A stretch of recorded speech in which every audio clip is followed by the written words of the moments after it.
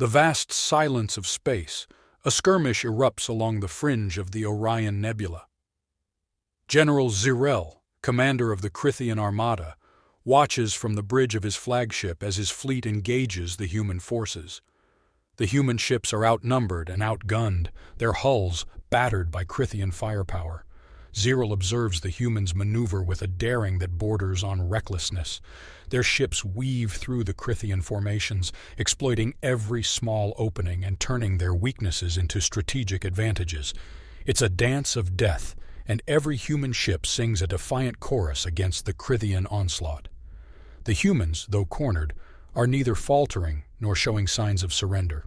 Instead, they fight with a fervor that Zirel has never encountered. Each vessel fights like it's their sole duty to uphold the honor of their entire species. When a human ship is hit, it doesn't drift away silently into the void. It becomes a fireball of fury, inflicting damage to its adversaries even in its final moments. As the battle progresses, a human flagship executes a staggering maneuver that takes the Crythians by surprise, providing cover for the smaller ships to retreat. Zirel watches, his eyes narrowed, as the humans execute their withdrawal with precision, leaving behind a minefield of traps to cover their escape. They're not just surviving, they're challenging the Crythian strategy, making the Armada pay for every inch they cede. The skirmish ends, but the image of human ships slipping away into the nebula, damaged yet undeterred, lingers with Zirel. The general is no stranger to warfare, having subdued countless civilizations. But today, humanity has introduced him to a new type of war, where spirit and ingenuity hold the line against overwhelming force. His respect for these fighters swells within him, a feeling as foreign as the humans themselves. The encounter has not only challenged his views on military tactics, but also the very philosophy of the Crythian dominion. Humanity has shown him something vital, something that compels him to question his allegiance for the first time in his storied career. The aftermath of the skirmish left General Zirel with an unshakable curiosity about humanity. The humans had retreated, but not in defeat. They had done so with a strategic grace that hinted at a depth he hadn't expected. Zirel couldn't dismiss the humans as a mere primitive species. There was a cunning behind their eyes, a spark that suggested a capacity for so much more. Back in the confines of his private quarters, Zirel pored over the battle data, analyzing the human maneuvers. Their ships were technologically inferior, yet their pilots flew with a synchronicity that made each craft an extension of the other. They communicated through a complex system of relays, creating a network that compensated for their technological shortcomings with sheer ingenuity and will. As days turned into cycles, Zirel found himself observing human conflict, not as a commander planning to crush an enemy, but as a scholar with a thirst for knowledge. He saw them rise from the rubble of war-torn worlds, not with anger or vengeance, but with a determination to rebuild, to improve. Their resilience was as perplexing as it was admirable. The more he learned, the more he doubted the purpose of Crythian conquests. For the first time in his life, Zirel questioned the ethos of his people. Was the pursuit of dominion over others truly the pinnacle of civilization? The humans fought not for conquest, but for survival, for the chance to continue their existence, and for their right to a future. Such defiance against the universe's harshness stirred something within Zirel. The humans had no empires spanning galaxies, no armadas blotting out stars, yet they possessed something far more potent, an indomitable spirit. This realization came to a head when the Galactic Council decreed Earth as the next target for Crythian expansion.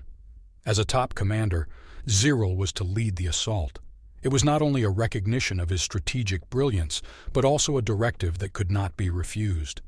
But as Zirel gazed upon Earth through the cold lens of a reconnaissance probe, he saw a blue and green world teeming with life, so unlike the barren planets the Crythians often claimed. He saw a people defiant in the face of annihilation, much like the Crythians once were, eons ago. It was then he felt the tides of change within him, a pull towards a path he never thought he'd tread. In the ensuing weeks, General Zirel's behavior grew increasingly erratic to the eyes of his subordinates. Once a figure of unwavering discipline, he now spent hours in his chamber, his gaze lost in the stars. Earth's image haunted him. not as a prize to be won, but as a puzzle to be understood. He saw a vibrant world, a crucible of cultures teeming with life, art, and the collective dreams of humanity. It stood in stark contrast to the uniformity of Crithian rule. His orders were clear. Earth was to be subdued and its people integrated into the Crithian dominion. But as Zyril delved deeper into human history, he discovered their relentless pursuit of knowledge, their boundless creativity, and the fiery passion with which they defended their home. They fought not from a place of hate, but of love for their world and each other. The council grew impatient with Zyril's stalling. His strategic reports became increasingly complex, suggesting a long, drawn-out siege rather than the swift takeover the Crithians favored. Each simulation he ran showed potential for heavy Crithian losses, a price the council was unwilling to pay. Zyril was buying time, but for what he could not yet articulate, even to himself. Then came the ultimatum. The council demanded immediate action. As Zyril donned his ceremonial armor, a relic from a time when Crithian leaders led from the front, he felt the weight of impending betrayal, not to his people, but to a newfound ideal that had taken root in his heart. With heavy steps, Zyril walked onto the bridge. The stars beckoned, but the sight of Earth on the main view brought a resolve to his eyes. He issued a series of orders that would forever alter his life's trajectory. His ship broke formation, veering off the plotted invasion course, setting a new destination. The crew watched in stunned silence, their confusion growing with every parsec that brought them closer to the blue planet. The Crithian armada, a symbol of power and dominance, watched as one of its finest vessels, the flagship of General Zyril, departed for Earth, not with weapons primed, but with communications open, bearing a message of peace. A murmur ran through the ship, speculation abound. Some thought it a ruse, others saw it as madness, but Zyril knew it for what it was, the first true step toward understanding what it meant to be alive in the vast, unfeeling cosmos. Earth was not just another world to conquer. It was a chance for redemption, for both him and his people. General Zyril's vessel broke away from the fleet, setting a solitary course for Earth.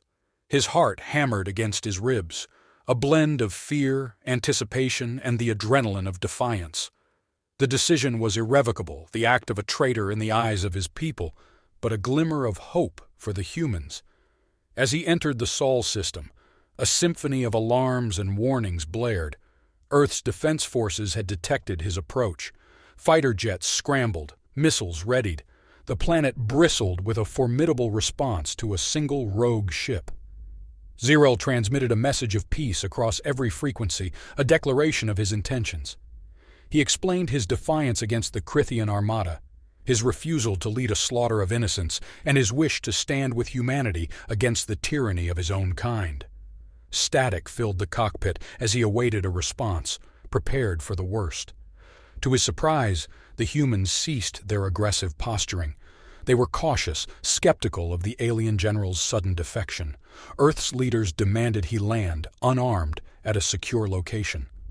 Zyril complied, setting down in a desolate expanse far from any population center. He emerged from his ship, his hands raised in a universal gesture of surrender. The welcoming committee was anything but warm, a battalion of armed soldiers, tanks, and 2 wary diplomats. Zyril removed his helmet, a sign of vulnerability and trust, revealing his features to human eyes for the first time. The initial encounter was tense. Zyril explained the Crithian strategy, offering tactical insights and intelligence that could turn the tide of an inevitable invasion.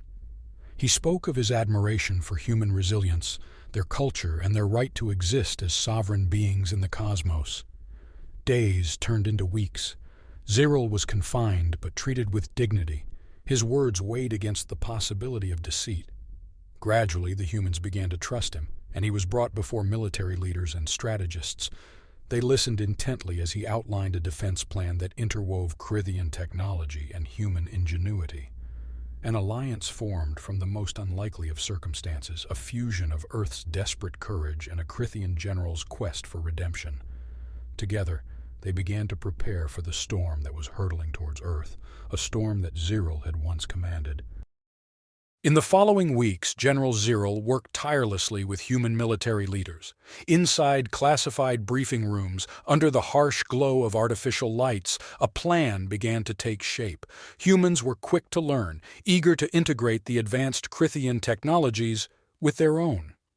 Zirl was impressed by their ingenuity.